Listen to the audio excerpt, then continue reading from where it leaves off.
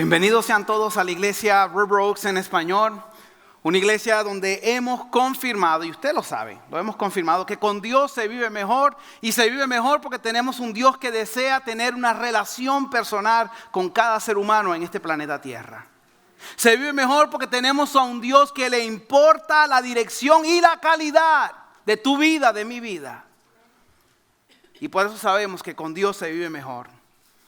Les quiero recordar que somos una iglesia que existimos y sabemos que con Dios se vive mejor, pero existimos para desarrollar discípulos, alumnos de Cristo Jesús, personas comprometidas a ir a las personas que no tienen la esperanza en Cristo Jesús.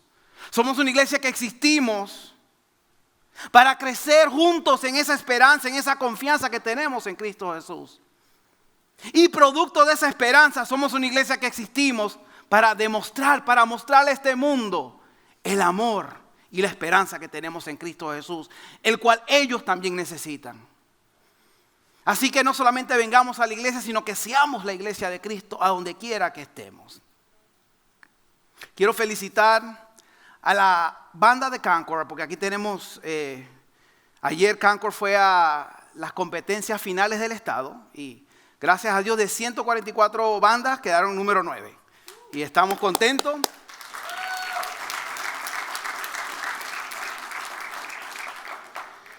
Y queremos felicitarlos porque yo sé que nuestros muchachos han puesto mucho tiempo en esto y los padres también. Tiempo y dinero. Y también le damos muchas gracias a Dios porque hoy tuvimos una hora más para dormir. Así que mañana, si Dios quiere, nos vamos a parar automáticamente, nos vamos a parar una hora más temprano. ¿Qué le parece si oramos y entramos a la palabra de Dios? Amado Dios, gracias Señor por la oportunidad de cantarte, Padre, a un Dios vivo, a un Dios poderoso, a un Dios involucrado, a un Dios de milagro, a un Dios de amor. Gracias por tu palabra que es perfecta, Señor, que transforma cualquier corazón. Pedimos, Señor, queremos recibir a través de tu Espíritu Santo lo que cada persona necesita escuchar. Padre, que no solamente seamos oidores, sino que vivamos tu palabra, Señor, porque tu amor, porque tu Espíritu Santo mora en nuestras vidas. Encomendamos, Padre, esta palabra, este tiempo, que tu nombre sea glorificado, podamos crecer en nuestra fe, en el nombre de Cristo Jesús. Amén y amén. Hoy continuamos con la serie de José, ¿verdad? Una serie donde hemos aprendido que la vida de José es una vida que demostró integridad, perseverancia y perdón. Y la semana pasada vimos 12 prácticas, 12 disciplinas que nos ayudarían a aumentar nuestras probabilidades de fructificar como extranjero en nuestra nueva tierra, los Estados Unidos, de la misma forma que José fructificó en su nueva tierra, Egipto, hace 4,000 años atrás. Y es mi deseo y más que todo la voluntad de Dios que pongamos esas prácticas, las activemos en nuestras vidas para que así podamos seguir viviendo y agradando a nuestro Dios.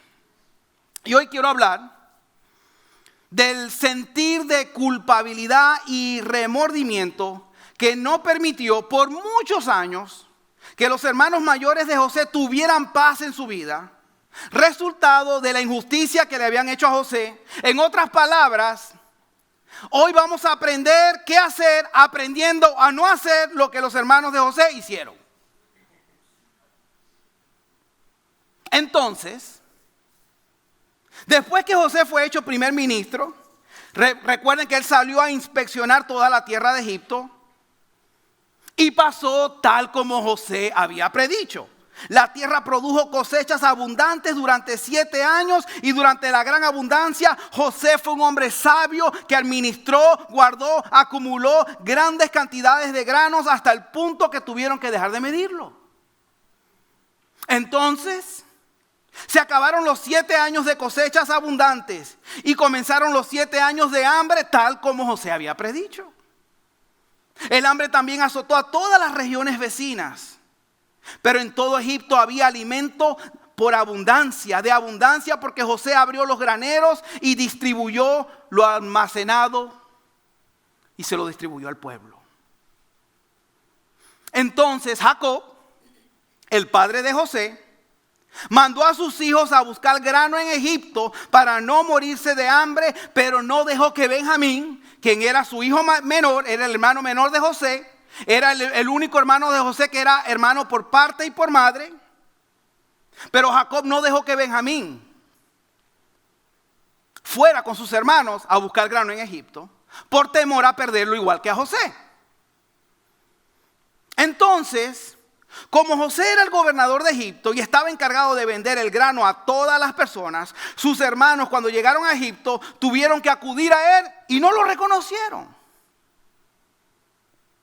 Cuando llegaron, se inclinaron delante de José con el rostro en tierra.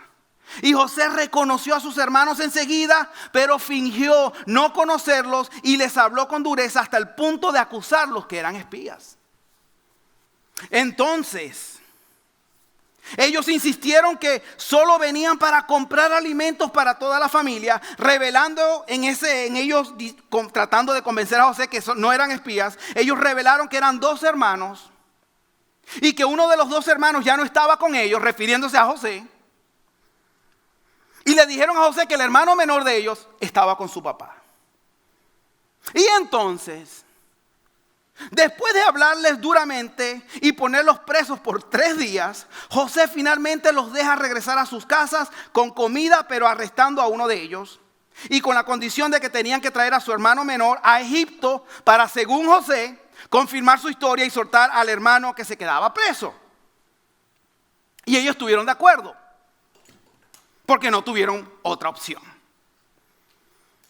Y la historia la alcanzamos en Génesis capítulo 42, versículo 21 al 23, donde los hermanos de José están teniendo una conversación revelando su sentir de culpabilidad y remordimiento por algo que ellos todavía no habían buscado sanidad ni habían buscado restitución o restituir.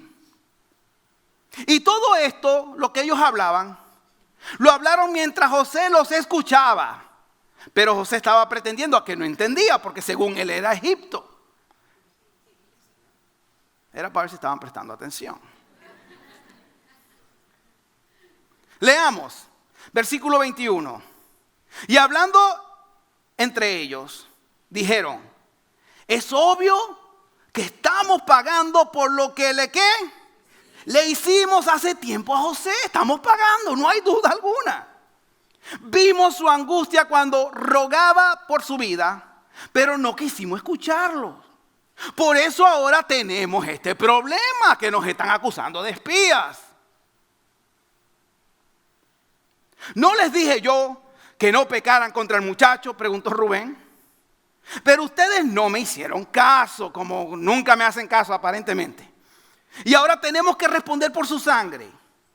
Obviamente ellos no sabían que José entendía lo que decían, pues él les hablaba mediante un intérprete.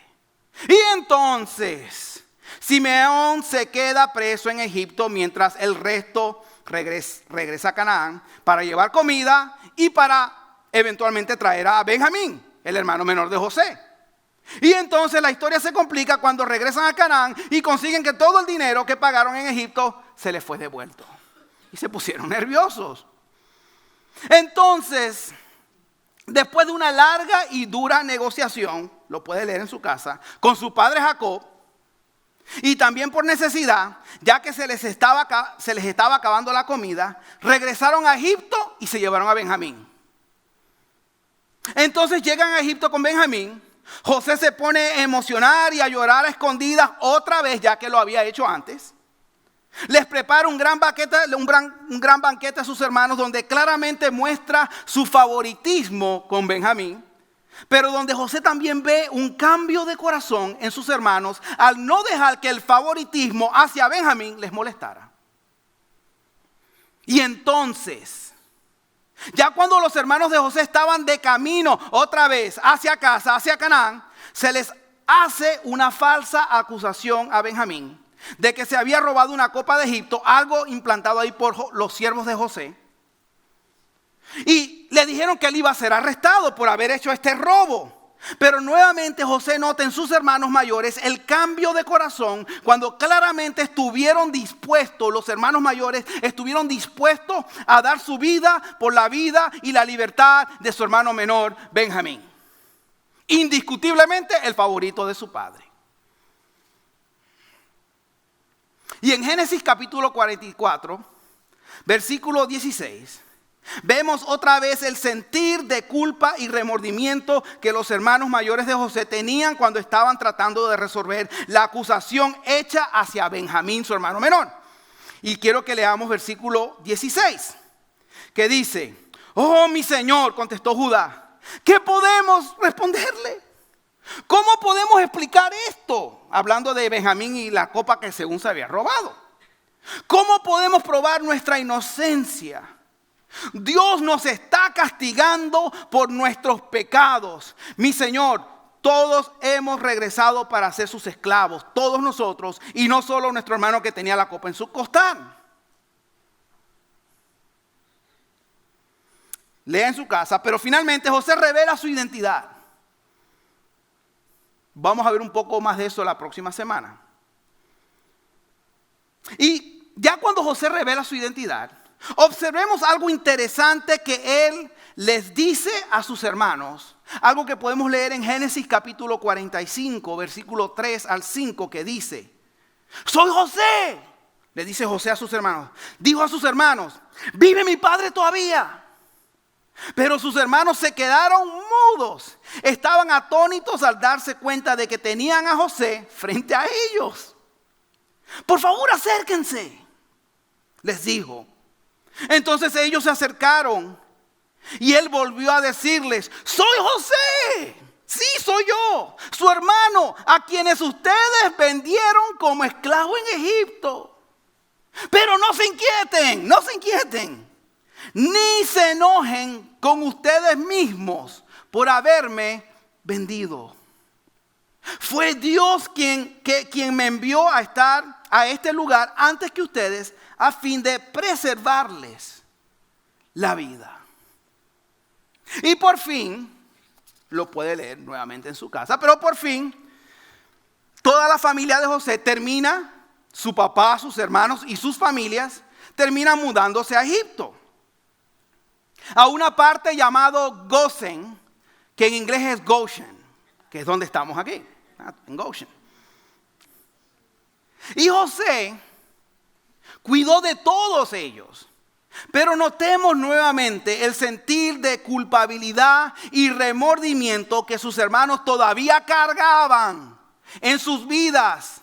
Incluso esto es después de haber vivido varios años en Egipto, donde José los estaba cuidando. Todavía cargaban con esta culpabilidad y remordimiento. ¿Por qué, Luis? Porque no habían tratado apropiadamente con sus pecados del pasado. Y los quiero llevar a Génesis capítulo 50, versículo 14 al 21, que dice: después de haber enterrado a Jacob, José regresó a Egipto junto con sus hermanos y todos los que lo habían acompañado al entierro de su padre. Su padre había muerto.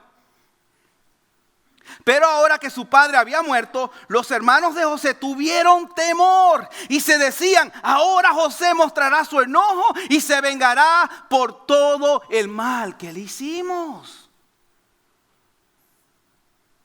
Versículo 16. Entonces enviaron a José un mensaje que decía: antes de morir, tu padre nos mandó que te dijéramos: por favor, perdona a tus hermanos por el gran mal que te hicieron, por el pecado de haberte tratado con tanta crueldad. Y eso era una mentira. Su papá en ningún momento se registra que había dicho eso. Y continúa diciendo: por eso nosotros, los siervos del Dios de tu padre, te suplicamos que perdones nuestro pecado. Y aquí finalmente, quiero hacer un paréntesis, aquí finalmente sus hermanos, después de muchos años, reconocen su pecado y le piden perdón a José. Aunque fue de una manera forzada, pero lo hicieron. Cuando José recibió el mensaje, perdió control y se echó a llorar. Entonces sus hermanos llegaron y se arrojaron al suelo delante de José y dijeron: mira, somos tus esclavos. Pero José les respondió: no me tengan miedo. ¿Acaso soy Dios para castigarlos? Ustedes se propusieron hacerme mal, pero Dios dispuso todo para bien. Él me puso en este cargo para que yo pudiera salvar la vida de muchas personas. No tengan miedo. Yo seguiré cuidando de ustedes y de sus hijos, así que hablándoles con ternura y bondad, los que... Wow. El hilo común que vemos a través de lo que acabamos de leer es que los hermanos de José estaban cargando con un peso de culpabilidad y remordimiento por la injusticia y el sufrimiento que le habían causado a José. Y hasta que ellos verbalmente no se confesaron y no dieron perdón, no pidieron perdón a José, no pudieron iniciar un verdadero y duradero proceso de sanidad y reconciliación. Y me imagino que durante todos esos años que ellos vivieron con José, para los hermanos de José fue incómodo hablar o ver a José. Porque se sentían como que le debían algo. Y hoy quiero hablar del sentir de culpabilidad y remordimiento que muchas personas estamos cargando en nuestros corazones. El vivir con culpabilidad no solo nos afecta a nosotros, pero también afecta nuestra conducta hacia otros. Porque los culpables o los que tenemos ese sentido de culpabilidad, inconscientemente y conscientemente muchas veces nos gusta hacer sentir a otros culpables porque nosotros mismos nos sentimos culpables. ¿Y a qué me refiero cuando digo culpabilidad y remordimiento? A lo mejor tú me dices, Luis, la verdad es que no tengo ningún sentir de culpabilidad o remordimiento en este momento en mi vida. A lo mejor muchos de nosotros ya tratamos con cualquier sentir de culpa o remordimiento de una manera sana, responsable y que ha traído cierre a nuestra vida. Y a lo mejor ya lo hicieron. Felicitaciones. Yo sé que muchos lo están haciendo o ya lo hicieron. A lo mejor muchos de nosotros solamente pretendemos que no tenemos culpabilidad ni remordimiento. Y cuando sale a la luz algo de remordimiento, buscamos ignorarlo y esperar a que desaparezca otra vez hasta nuevo aviso. Pero algo que sí he notado es que muchas personas todavía no saben tratar de una manera sana y responsable con las cosas que le traen un sentir de culpabilidad y remordimiento. Igual que los hermanos de José no lo supieron hacer por mucho tiempo. Ahora, Luis, ¿y por qué muchos de nosotros todavía sentimos culpabilidad y remordimiento? ¿Por qué? Porque nuestras malas acciones o falta de acción hirieron o ofendieron a alguien hasta el punto que cada vez que vemos a esa persona o pensamos en ellos, sentimos que le debemos algo, que le robamos algo. Y sentimos que le debemos algo porque nuestro comportamiento les robó algo a ellos. Porque sabemos que actuamos mal. Sabemos que nos comportamos mal hacia esa persona. Como lo fue el caso de los hermanos de José. Ellos sabían que lo que ellos hicieron le robó, no le permitió a José disfrutar de una gran parte de su adolescencia. Y de alguna forma también le robaron todos los años de joven adulto a José. Muchos hoy en día le han robado la reputación a alguien porque han participado en conversaciones indebidas con personas indebidas.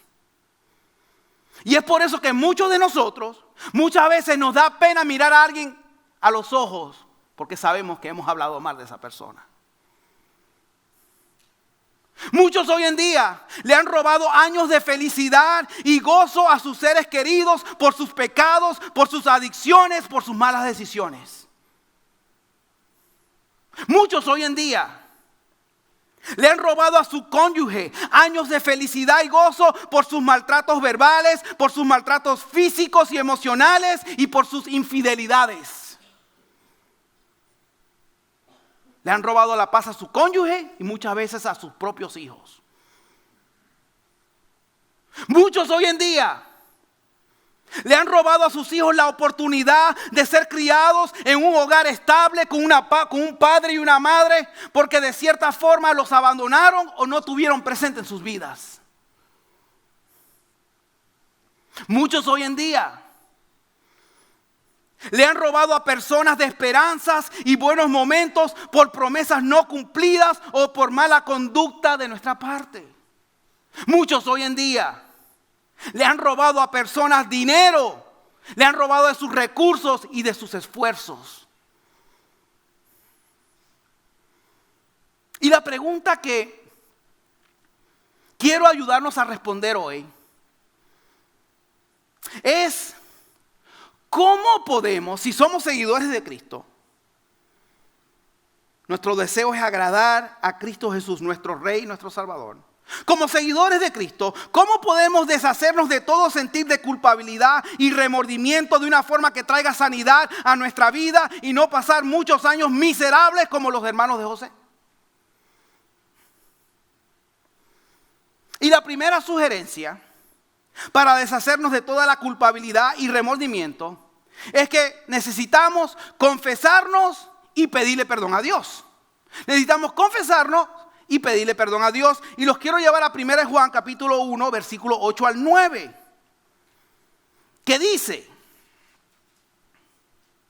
si afirmamos que no tenemos pecado, lo único que hacemos es engañarnos a nosotros mismos y no vivimos en la verdad. Pero si confesamos nuestros pecados, ¿a quién? Él es fiel y justo para perdonarnos nuestros pecados y limpiarnos de toda maldad. Los quiero llevar a Salmos capítulo 32, versículo 5, que dice: finalmente te confesé todos mis pecados y ya no intenté ocultar mi culpa. Me dije: le confesaré mis rebeliones al Señor y tú me perdonaste. Toda mi culpa, ¿qué? Y esto quiere decir que cuando le confesamos nuestros pecados a Dios, estamos reconociendo que Él está en lo correcto al declarar que lo que hicimos es pecado y que está mal desearlo o hacerlo.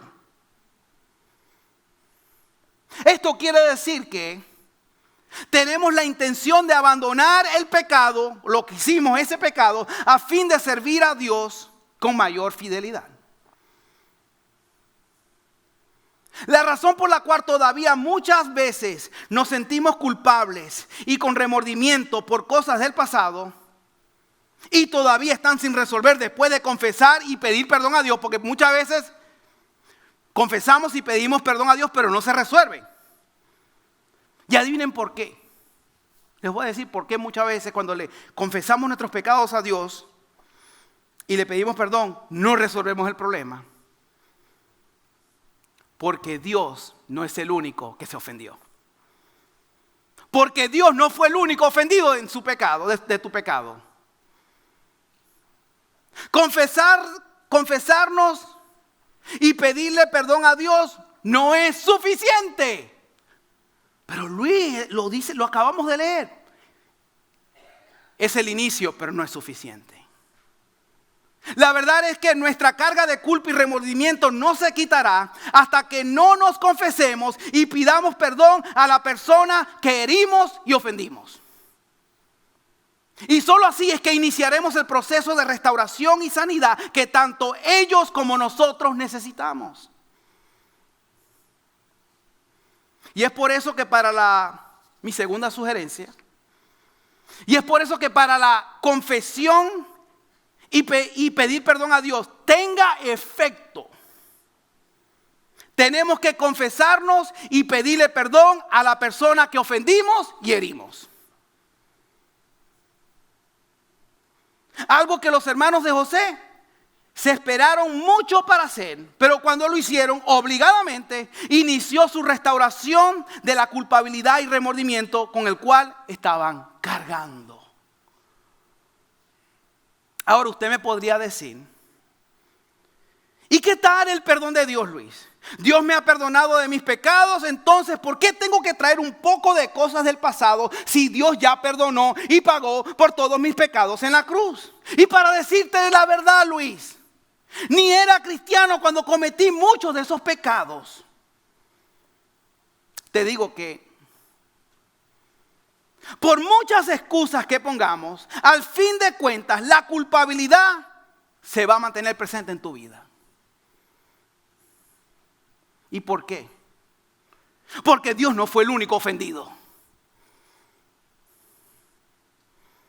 Y así como la Biblia nos enseña y nos asegura del perdón de Dios, la Biblia también nos enseña el principio de la restitución y la reconciliación. Notemos que el perdón de Dios no cancela nuestro deber de tomar responsabilidad por lo que hicimos. La verdad es que el recibir el perdón de Dios nos debería de llevar a confesarnos y pedir perdón con la persona que ofendimos y herimos. La palabra de Dios dice en Mateo capítulo 5, versículo 23 al 24. Por lo tanto, si presentas una ofrenda en el altar del templo y de pronto recuerdas que alguien tiene algo contra ti, deja la ofrenda allí en el altar, no la entregues todavía. Anda y reconcíliate con esa persona. Luego ven y presenta tu ofrenda a Dios. Santiago, capítulo 5, versículo 16 nos dice: confiésense los pecados, ¿qué? Unos a otros y oren los unos por los otros. ¿Para que qué? Así que vamos a tomar unos minutos y confiese su pecado a la persona de al lado. Echando broma, no, echando broma. Eso fue una broma. No lo haga. Al menos que si le hizo algo a esa persona, bueno, hágalo después. Ignoramos las enseñanzas bíblicas si usamos la excusa del perdón de Dios para evitar el dolor y la pena que muchas veces puede causar el buscar reconciliarnos con otros. Porque sí va a causar pena y dolor. Pero no malinterpretemos la gracia de Dios. Cuando nos convertimos en cristianos, somos confrontados con la gracia y el amor incondicional de Dios. Y si eres como yo, es algo abrumador darse de cuenta que no había nada que yo podía hacer para ganarme la salvación eterna. Fue un regalo de Dios y nada más.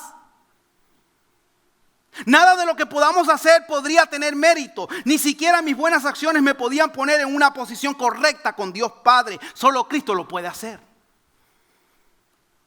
Pero esto que acabo de decir no es verdad cuando se trata de nuestras relaciones con otros seres humanos. La verdad es que Dios nos ha perdonado, pero aquellas personas a las cuales hemos ofendido tal vez no nos han perdonado. La verdad es que tal vez la persona que herimos son prisioneras a la amargura y al enfado por nuestras acciones o falta de acciones, pero que causaron su dolor. Nos estaríamos mintiendo a nosotros mismos si pensamos que todas aquellas personas las cuales hemos ofendido nos han simplemente perdonado y seguido adelante en la vida. Eso sería lo ideal, que ellos siguieran adelante en la vida. Pero la gran realidad es que muchos de ellos todavía no han podido seguir adelante porque están esperando que alguien les pida perdón. Nos estaríamos mintiendo a nosotros mismos si pensamos que no es nuestra responsabilidad buscar restituir lo que quitamos.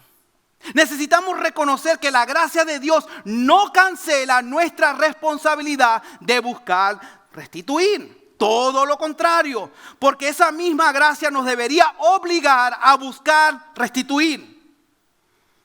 Y cuando digo restituir, lo más que podamos, humanamente hablando. Notemos que Cristo pagó una deuda que Él no debía, pero que nosotros mismos no podíamos pagar. Y esta gran verdad nos debería de motivar a buscar restituir lo más que humanamente podamos. Porque solo la confesión pública al ofendido tiene el poder de limpiar nuestros corazones de la culpa y remordimiento que nos impide vivir con paz. Algo que la confesión secreta o la confesión solamente a Dios normalmente no logra. Y esto me lleva a mi tercera y última sugerencia, que es: busquemos restituir lo más que podamos. Repito, busquemos restituir lo más que podamos. Después que confesamos y pidamos perdón a Dios y a la persona que herimos, es nuestro deber y responsabilidad buscar restituir lo más que podamos. Y un buen ejemplo lo encontramos en la vida de Zaqueo. Algo que podemos leer en Lucas capítulo 19, versículo 1 a 9, que dice: Jesús entró en Jericó y comenzó a pasar por la ciudad. Había allí un hombre llamado Zaqueo. Era jefe de los cobradores de impuestos de la región y se había hecho muy rico. Zaqueo trató de mirar a Jesús, pero era, ¿qué? De poca estatura. En otras palabras, no jugaba basquetbol. Y no podía ver por encima de la multitud. Así que se adelantó corriendo y se subió a una higuera sicómoro que estaba junto al camino, porque Jesús iba a pasar por allí.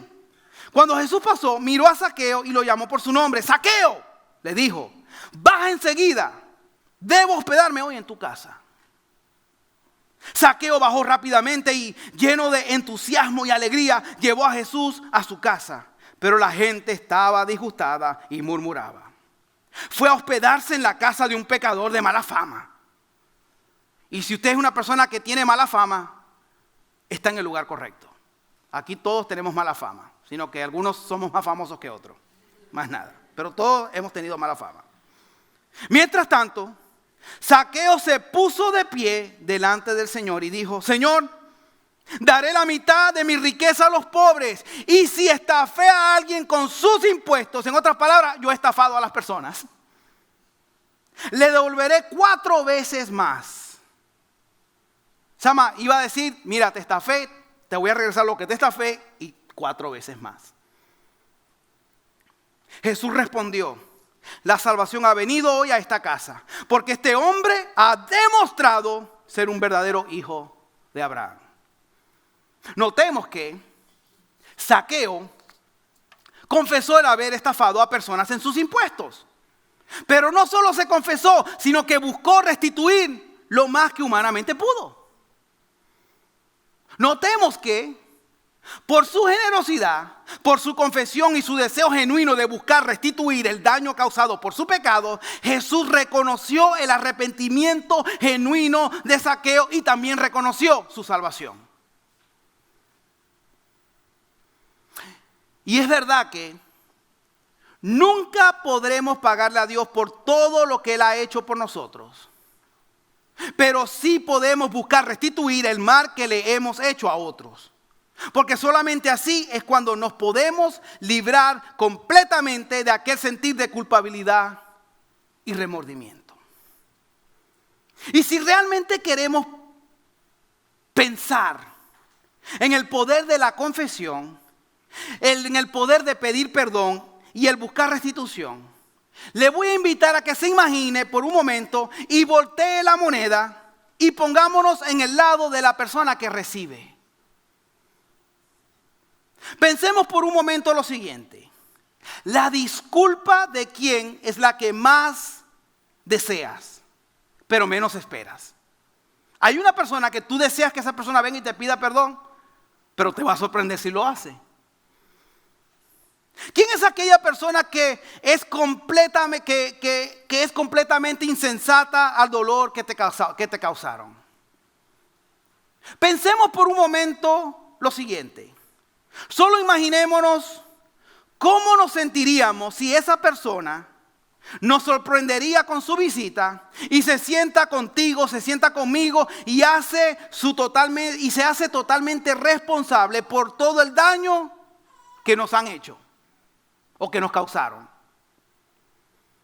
¿Qué pasaría en nuestro corazón si esa persona con toda su sinceridad y humildad buscara restituir aquello que ellos nos hicieron o nos quitaron? yo pienso que no seríamos las mismas personas después de eso. Ya que sería algo casi imposible resistir los cambios que comenzarían a tomar lugar en nuestros corazones. Cuando la persona que nos debía algo vino y nos pidió perdón. ¿Por qué? Porque este es el poder de la confesión, el poder del pedir perdón y la restitución.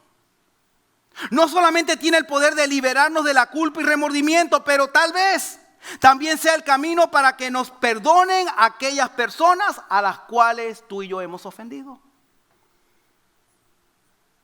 Porque la verdad es que nuestras palabras de confesión, perdón y restitución podrían traer sanidad a un corazón adolorido.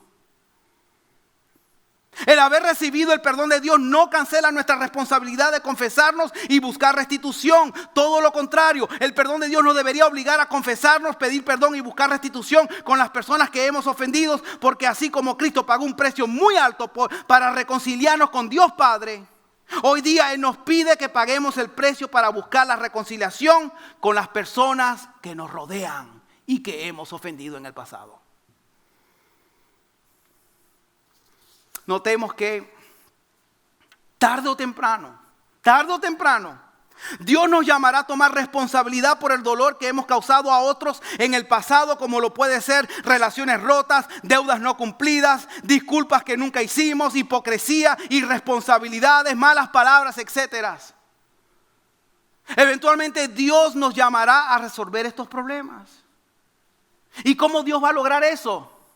Permitiendo la culpa y el remordimiento en tu vida. Porque solo confesando nuestros pecados a Dios no es suficiente. Notemos que la confesión, el pedir perdón y buscar la restitución sí nos va a traer incomodidad, sí, inconveniencia, pena y hasta cierto punto humillación. Pero pensemos en esto: nuestro Salvador Cristo Jesús sufrió una dolorosa, inconveniente, terrible y humillante muerte en una cruz romana para el pago de nuestros pecados, pasado, presente y futuro. Ni siquiera eran sus pecados. Cristo tomó responsabilidad por el pecado de todo el mundo y murió en la cruz para que todo ser humano pudiera reconciliarse con Dios Padre a través de Él. Notemos que a la luz de la cruz, todas nuestras quejas, todas nuestras racionalizaciones y excusas pierden su poder, porque la verdad es que no tenemos excusas. La muerte de Cristo fue para nuestro bienestar y sus mandamientos de confesión, pedir perdón y buscar restituir también es para bendecirnos y así no vivir esclavos al pecado. Y es solamente a través de la confesión, pedir perdón y buscar restituir que vamos a poder salir de la sombra del pecado y permitir que Cristo transforme nuestros corazones. Notemos que confesión, pedir perdón y buscar restitución no se limita a una sola ocasión. Debería de ser parte de nuestra vida diaria. Les puedo contar algo, pero que no salga de aquí. En lo personal, me ha gustado mantener cuentas claras. Y teniendo ya casi 19 años de casado, puedo decir que soy un profesional con mi esposa en pedir perdón. Si usted es una persona, y soy feliz. Luis, pero yo no, que ella pida perdón. Bueno, ustedes, lo más seguro que su matrimonio es infeliz. Yo sí, yo soy feliz. Pero les quiero hablar no tanto de mi matrimonio, pero una de varias ocasiones. Recuerdo que estaba trabajando en una fábrica aquí y había un muchacho, un señor mayor que yo, que me hacía la vida imposible porque sí hablaba cosas groserías de mi compañero de trabajo, que era medio raro, pero no tenía. Y se quejaba por todo lo que él hacía, por todo. Y fue tanto el ahogo y tanta la queja y tanta la mala actitud que una vez casi nos peleamos y yo me le paré y le dije, ya, cállate la boca. Y como que él me empujó, yo lo empujé. Como que después los dos nos dimos cuenta que si nos tirábamos golpes, a los dos nos iban a botar. Y teníamos que pagar casa. Entonces como que nos calmamos. Pero le voy a ser sincero, mi orgullo decía, no, él comenzó, él era el que estaba hablando. Y por 3-4 días, créame que yo iba al trabajo y nervioso, la incomodidad de que me peleé con él y él así, nos mirábamos y como que no nos queríamos evitar el uno al otro. Hasta que una vez yo dije, ¿vos sabés qué? Y me salió lo maracucho. Voy a acabar con esta incomodidad. Aunque yo realmente, humanamente pienso que él comenzó, yo soy hijo de Dios. Yo no puedo comportarme como las demás personas. Y yo fui y le dije, Jerry, ven acá, perdóname, no debí levantar mi voz ni empujarte. No lo debí, perdóname. Como que le costó perdonarme, pero a los 2 o 3 días andábamos bien chévere, andábamos bien. Fue tanto que cuando renuncié a esa fábrica y me metí a vender casas, como al año y medio me llama Jerry. Luis, quiero vender mi casa. ¿Me puede ayudar? Yo, claro que sí. Fui, le vendí la casa y le ayudé a comprar otra casa. Y hoy en día, hasta el día de hoy, nos vemos por Kroger ahí y nos saludamos con mucho cariño. Pero imagínense que si yo no hubiera tomado esa iniciativa como hijo de Dios que me corresponde, hoy lo viera hoy en día, vos sabés, raro. Vamos caminando, veo a Jerry, mejor me voy para el otro. Vos sabés, porque me peleé con él y nunca arreglé las cosas con él. Imagínense yo como pastor con ese testimonio de no haber arreglado una situación. Aunque no fue mi culpa, pero como hijo de Dios me correspondía a mí. Porque somos diferentes. Notemos que el vivir con culpabilidad y remordimiento debilita nuestro autorrespeto. Pero la confesión, pedir perdón y buscar restituir tiene el potencial de quebrantar nuestra imagen pública, pero de sanar y fortalecer nuestro autorrespeto. Y la verdad es que no podemos controlar lo que otros piensan de nosotros, pero tampoco vale la pena vivir con culpabilidad y remordimiento para solo buscar proteger una imagen pública que ni siquiera a lo mejor tenemos. Notemos que el propósito de confesarnos, pedir perdón y buscar restituir no es para calmar la conciencia, pero sí es para activar transformación y reconciliación en nuestras vidas. Así que ya dejemos de estar jugando y confesémonos con el ofendido y así limpiar nuestro corazón de culpabilidad y remordimiento que nos puede estar debilitando nuestra fe y nuestra personalidad. Porque la verdad es que no he visto a una persona romper un pecado sin confesarse públicamente, así como hacen los alcohólicos anónimos.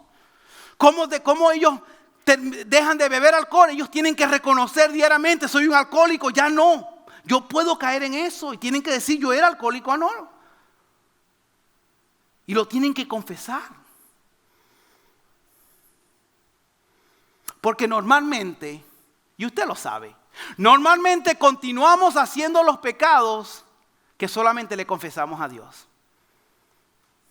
Hasta que alguien nos agarra.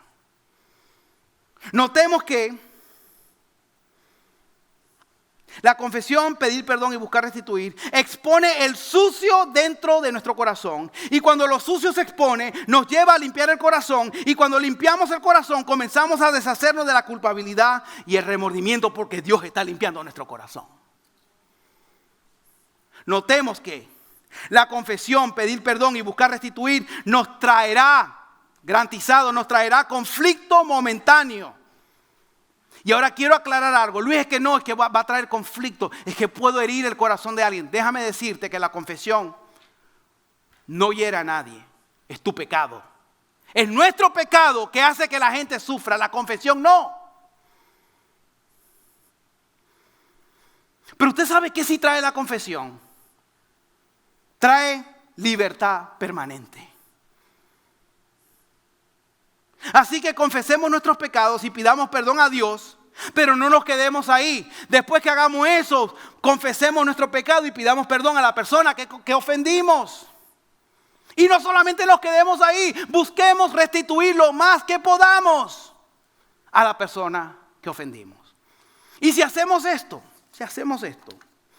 nuestro mundo exterior se va a complicar momentáneamente, pero nuestro mundo interior, nuestro corazón y nuestro espíritu será libre de toda culpabilidad y remordimiento. E iniciaremos el camino a la libertad y sanidad espiritual, emocional y física. Y en el proceso nos convertiremos en personas que podemos amar y perdonar más como Cristo ya lo hace con nosotros. Y si hacemos esto, le daremos la oportunidad a la persona que ofendimos y herimos de comenzar el proceso de perdonarnos, de sanar y tal vez también ser restaurado. Y esto significa que algunos de nosotros vamos a tener que conversar con nuestro cónyuge o algún familiar para confesarnos, pedir perdón y buscar restituir por faltas, maltratos, abandonos, palabras o acciones ofensivas o adulterios del pasado presente. Haya ocurrido unos minutos atrás o haya ocurrido años atrás. Para así iniciar el proceso de sanidad, así iniciar el proceso de restauración, reconciliación, restitución, transformación y santidad.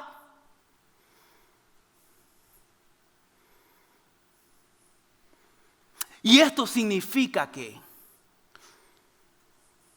algunos de nosotros vamos a tener que conversar o llamar por teléfono a algún conocido para confesar, pedir perdón y buscar restituir por cosas negativas que hayamos hablado sobre ellos, dinero o dinero que le debemos. Para así iniciar el proceso de sanidad, restauración, reconciliación, restitución, transformación y santidad en nosotros y posiblemente en ellos. Y esto significa que si usted ha hablado indebidamente de mí o de mi familia, usted necesita confesarse, pedirme perdón y restituir sus daños con un Chipotle o un Chick-fil-A. Esta misma semana. Y yo lo perdono. Así que no vivamos con años de culpa y remordimiento como los hermanos mayores de José hicieron. Y mejor confesemos, pidamos perdón y busquemos restituir para así experimentar la libertad, experimentar la sanidad, el gozo y la santidad que solamente obedecer a Dios nos da. Y vivir con la cabeza bien en alto, porque soy una persona que vive perdonada por Cristo Jesús. ¿Cuántos reciben este mensaje? Porque con Dios sí se puede ir. Vamos a ponernos de pie y vamos a orar.